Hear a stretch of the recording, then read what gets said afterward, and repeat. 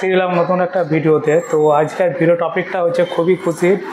এইমাত্র একটা খবর পেলাম যে শফিক ভাই কিন্তু আমাদের ছাড়া পেয়েছে, এবং কীভাবে ছাড়া পেলো, কার মাধ্যমে ছাড়া পেলো, সব থাকছে কিন্তু এই ভিডিওতে। আমি রাকেশ, আপনারা দেখছেন রাকেশ টিভি রক চ্যানেলের নতুন একটা ভিডিও।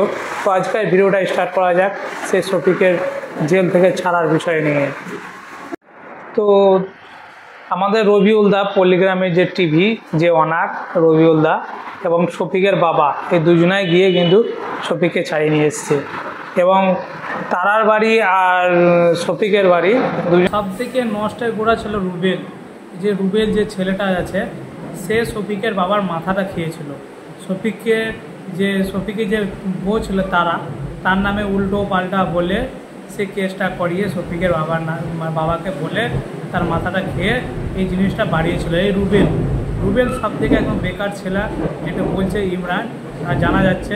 এবং তার পুরো মানে শফিকের বাড়ি এবং তারার বাড়ি সবাই যেটা জানে, এবং পল্লীগ্রাম টিভি যেটা জানে, সবাই যেটা জানে যে রুবেল একটা খুব বাজে ছেলে। এই মেন হচ্ছে নষ্টের গোড়া। এবং রুবেলকে সত্যি কথাটা বলার পর রুবেল সেখানে গিয়ে তার সাথে দোষ স্বীকার করে তারপর সেই মীমাংসায় শফিককে ছাড়ানো হয়। কিন্তু মীমাংসা হয়ে তাই শফিককে ছাড়াতে পারলো। শেষমেশ কিন্তু যে বিপদে আপদে থাকবে সেই কিন্তু আসল বন্ধু।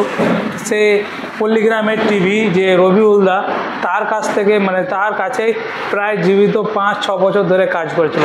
তার জন্য একটা ভালোবাসা জমে গেছিলো। তাই আজ সেই ভালোবাসার টানে কিন্তু রবিউল দা থাকতে না পেরে শফিকের কাছে ছুটে যায় এবং শফিককে ছাড়িয়ে নিয়েছে। কোনোভাবেই শফিককে ছাড়িয়ে নিয়ে আজ চলে এসছে। তো খুবই ভালো লাগলো।